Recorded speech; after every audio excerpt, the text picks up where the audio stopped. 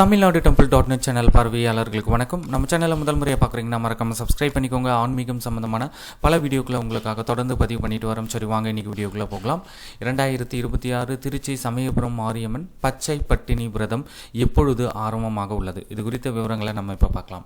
சமயபுரம் மாரியம்மன் ஆதி பராசக்தியாக திருச்சி அருகே கோவில் கொண்டு பக்தர்களுக்கு அருள்பாலித்து வருகிறாள்.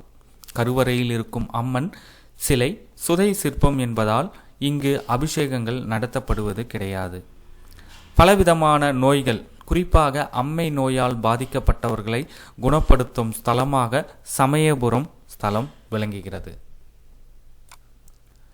8/3/2026 ஞாயிற்றுக்கிழமை அன்று தொடங்கி 4/4/2026 சனிக்கிழமை வரை 28 தினங்கள் விரதம் கடைபிடிக்கப்படும்.